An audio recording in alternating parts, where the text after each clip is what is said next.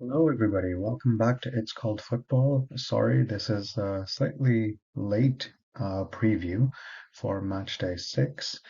This is the day that Matchday 6 kicks off, and we just weren't able to get the video out earlier due to some circumstances beyond our control. But here we are, so here we go. Uh, our fixtures have not maybe as much of a super exciting twist to them this week. A lot of them don't have huge ramifications at the top or the bottom of the league table, but they will help a lot of teams or hinder a few teams in their progress up the table. So we see Crystal Palace host Fulham, and Palace, who so heartbreakingly lost that match to Aston Villa last week, will be desperate to make sure they turn things around. Fulham, who got a win, and albeit a narrow win against Luton, are now coming back and hoping to make it two wins back to back. Luton go back to hosting a match this week, and they welcome Wolves to town. Luton, again, remember, are the one side so far who have not got a single point this season in the Premier League. They will be really, really keen to try and make sure that happens, and it would be all the sweeter for them if it happened at home. Wolves obviously did show some positive signs in their match against Liverpool last week, but ultimately they came out just a little bit unstuck and they just didn't have the quality to match Liverpool as the game went on. Manchester City are hosting Nottingham Forest. City obviously had a midweek fixture given that they played in the Champions League. Forest, on the other hand, have had the whole week to prepare, but you would think that City might have the quality to take this one through. Brentford then host Everton in a game that Everton will be looking to try and get something out of after just narrowly losing at home to Arsenal last week. Brentford also narrowly lost to Newcastle, and they will want to set things right as well. Both teams coming off the back of 1-0 defeats in the previous match day. And then probably one of the bigger matches this week is for Manchester United as they travel to Burnley. Burnley picked up their first point of this Premier League season when they travelled away to Nottingham Forest last week on Monday. And Manchester United, for them, are now three defeats in a row in all competitions. They lost to Arsenal before the international break, then lost at home to Brighton in a rather timid performance. And then, although they fought hard, they did end up losing 4-3 to Bayern Munich in the Champions League in midweek. So United will be desperate to try and fix things with their form, while Burnley will be hoping to build on their point that they just got and maybe pick up one or three more. One of the biggest clashes in the entire Premier League fixture calendar is what we call the North London Derby, where Arsenal and Tottenham Hotspur face off. This season, we're quite lucky that that fixture is happening early on. Both teams have performed well. They're tied on points, they're unbeaten, and this is going to be a fixture for the ages. I have to admit, as an Arsenal fan, um, I've been more calm before going into the Derby match than I am this weekend. Tottenham have played some very good football under their new coach, Ange Postecoglou, and although we haven't quite clicked in an attacking sense this season the way we did last year, I do think our European match midweek against PSV, where Arsenal won 4-0, was a very encouraging sign of what can happen if teams actually give space. Brighton then host Bournemouth in a match which should, on paper at least, be a routine win for Brighton. Although they did beat Manchester United away last week, they then played their first ever European fixture, so congratulations to Brighton for that. And although they lost 3-2 in their European match, it was quite a big occasion, and I'm sure that the fans and the players will be looking to get a win today for various reasons.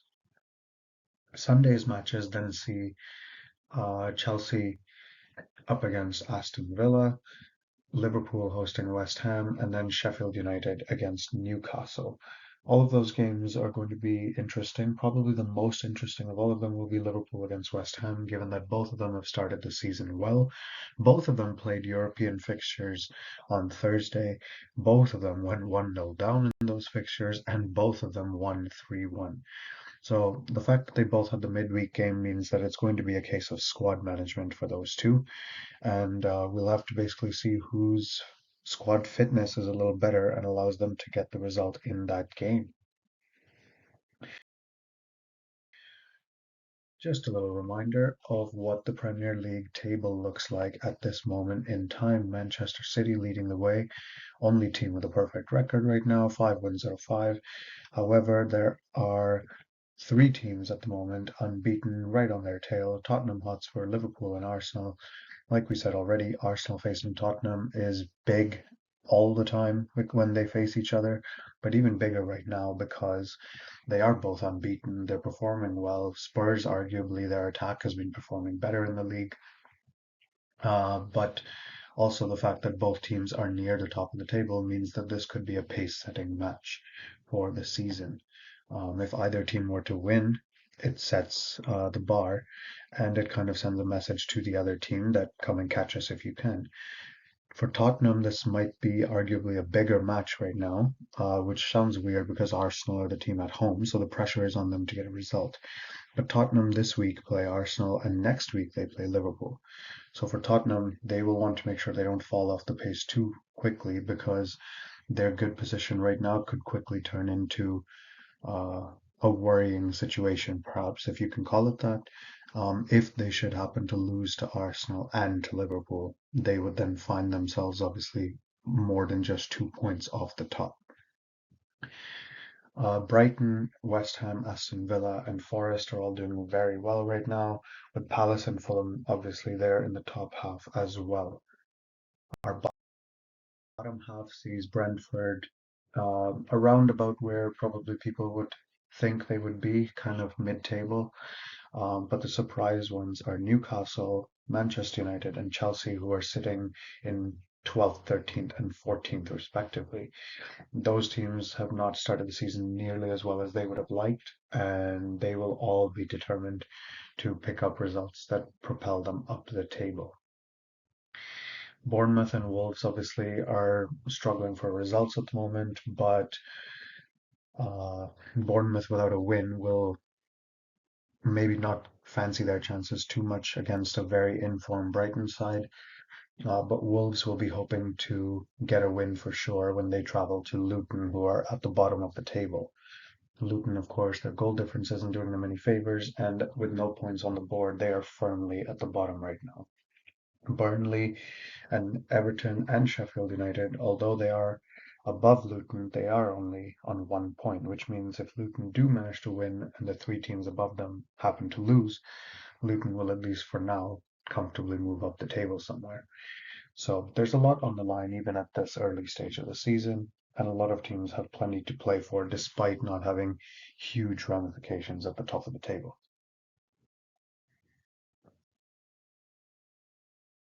One of our featured matches, which we would strongly recommend you tune in for if you can, is the North London Derby. Arsenal versus Tottenham is always fiery, full of passion, full of energy, and usually delivers great matches. If you are able to, that match is Sunday at 9 a.m. Eastern Time. You're welcome to tune in. Otherwise, of course, we will have our recap after the days and the weekend's matches are done.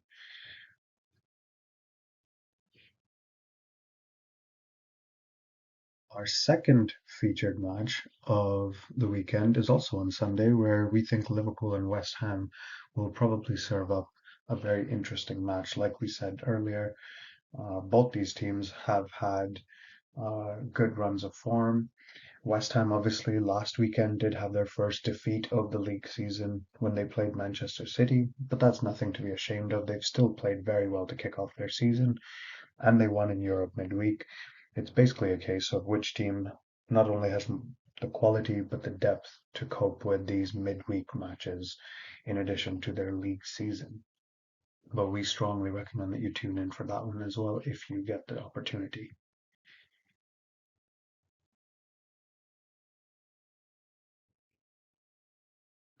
So some of the big stories leading up to this, a lot of them are focused here on the top half of the table. We do obviously still have the stories like Luton Town looking for their first ever point in the Premier League right now since their return.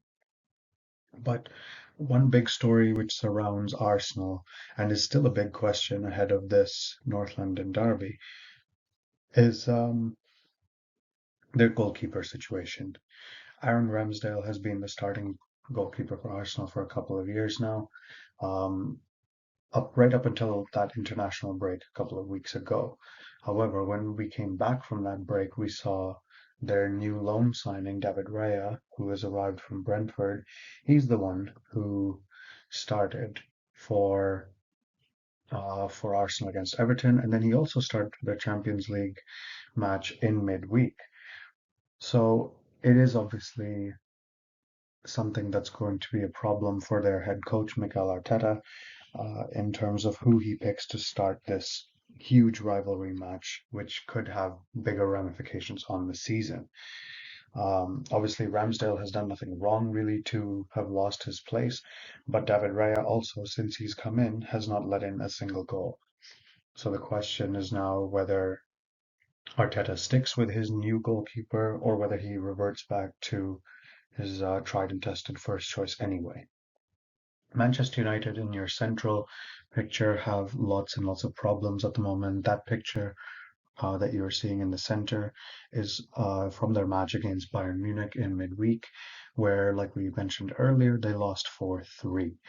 The scoreline maybe flatters United just a little bit, if I'm honest. Bayern did kind of dominate the match, and Manchester United never led the match. They never even equalized after they fell behind. They pretty much picked up goals when the situation was out of reach. But that being said, scoring 3 goals away at Bayern Munich is not something easy to do, no matter who you are. So there are positives that United can look at, but there are definite areas of concern. For instance, one of the Bayern Munich goals in midweek against United did come from an error from United's goalkeeper, Andre Onana, the figures in the yellow uniform. Obviously, and he owned up to it as well. He kind of understood and went live on TV saying that the result was down to him. It was good to see that he took ownership of such a situation rather than hiding from the cameras or from journalism. He's faced the problem head on, and that should be something that United players look at when trying to figure out how they collectively should uh, restore their form. But away to Burnley is a decent opportunity to do it. Burnley haven't been in stellar form. Um, they have picked up a point, obviously, which will have boosted their morale. But United have a lot on the line already. They're not where they want to be in the league table, and they definitely would want to make sure they end this run of defeats that they're currently on. On the other side of Manchester, we have Julian Alvarez, who has surprisingly come in and filled this role left by Kevin De Bruyne's injury. And Alvarez has become a master creator for his teammates and a goal scorer. He is chipping in with goals and assists left, right, and center, filling that void that City might have felt with the absence of De Bruyne. And so far, he's delivering in the league and in Europe. He is doing very, very well, and considering he's only 23, it's incredible what he's achieving already and what he already has achieved in his career to date. He's a World Cup winner, he's a treble winner, and he's going from strength to strength. He could be the catalyst for City to continue their dominant form right now in all competitions. And I think he is one player that Nottingham Forest are going to really have to figure out how to keep quiet if they want to get anything out of this match away to City today.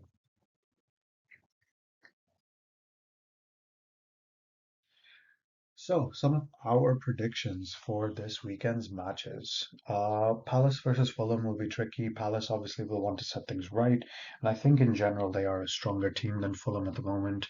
So, I'm going to think that Palace will come out of this with a victory 2-1. Luton, unfortunately, have not really shown much in the way of being able to get results and pick up points in the season. Obviously, the table doesn't lie, but Luton's play in matches when I watch them has not been overly inspiring. Wolves, on the other hand, despite losing 4 out of their 5 matches so far, they have shown lots and lots of positive signs, even against top teams like Manchester United and Liverpool. For that result, and for that reason, sorry, I think Wolves are going to come out of this one with a win fairly comfortably 2-0. City against Forest is a tricky one. There's a huge gulf, I think, in terms of the quality available.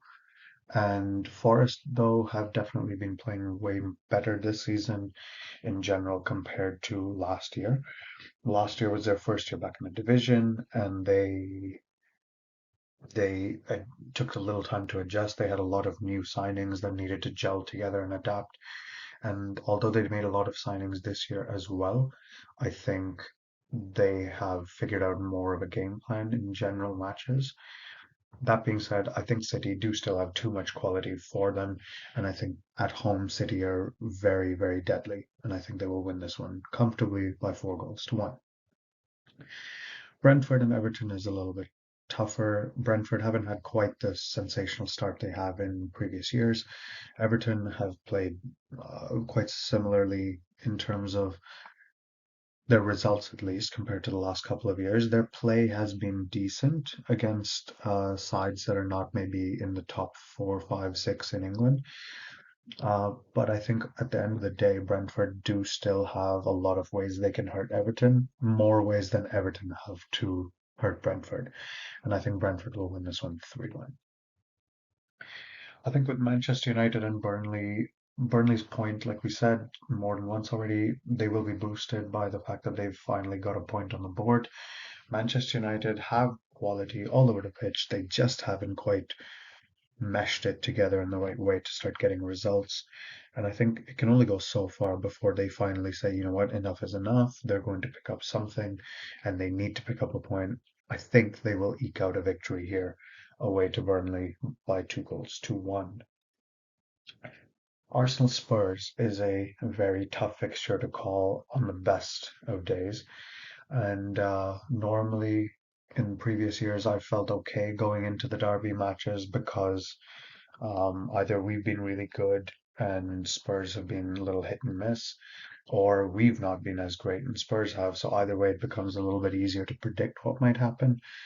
That being said, we have won both matches against them last year in the league, and under their new coach, they have now improved immensely and are playing better football. They're not relying on one player anymore to score the goals, but they have more of a distributed attack, the way Arsenal developed last year.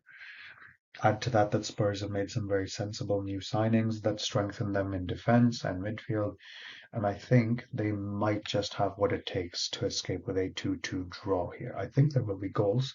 Both teams are attacking, and they have a lot of instinct to go forward. So I think goals will be scored, but I'm not 100% sure that Arsenal will win this game.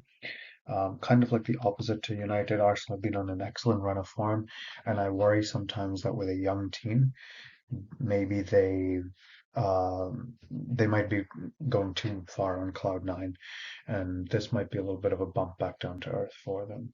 I hope I'm wrong again. I hope that Arsenal win. I know my last couple of predictions for them haven't been great, but I do worry a little bit. Perhaps it's just me. Brighton and Bournemouth is not an even matchup on paper, and I think this one should really be fairly straightforward. I kind of see Brighton outclassing Bournemouth here and winning this one comfortably 4 goals to 1. Chelsea and Villa is another tough one. Villa had a European fixture in midweek, which they did lose when they traveled to Poland. Chelsea did not have a midweek fixture, but Chelsea haven't quite clicked the way Villa have in the league. Um, and I think those factors all combined with Chelsea obviously being at home, I think they will want to perform there. They will want to try and do something. Chelsea only picked up a point at Bournemouth last week. They will score goals. I think that will have been something they would have worked on this week in training, finishing off their chances. But I do still think they have some issues organizing themselves defensively. And I think Villa have the quality to exploit that. So I'm going for 2-2 in that match. Liverpool at home are a formidable force, and although West Ham have been very good, I do think Liverpool have more experience at managing league matches and then midweek games in Europe. That being said, I will say that Liverpool should win this one with the quality they have and the fact that those players are gelling. I think Liverpool will win that 3-1. Newcastle are a very organized team, and Sheffield United tend to have a side that, against the bigger teams, Sheffield will simply sit back and try to absorb the pressure. The difference being that I think Newcastle can exploit that pressure. It might take some time. And once Newcastle get one goal, Sheffield United will be forced to attack, especially given that they're at home and they'll want some result. And I don't think they necessarily will be able to because Newcastle, under their manager Eddie Howe, are very, very organized. So I think that Newcastle is going to win this one 2-0. I think that that is where we are going to leave this for now. The matches are starting in a matter of minutes, really. We have 5 minutes to go at the time that I have recorded this and finishing this off now. So enjoy the matches if you're able to tune in. And thank you again for always watching the channel. For those of you that do, please leave a comment with what you think the results are. Am I way off in my predictions? Am I completely wrong in my reasoning for some of them? Let me know in the comments. Please like the video, subscribe to the channel, and share it around with your friends that might be interested in football, or if you want to get them interested in football.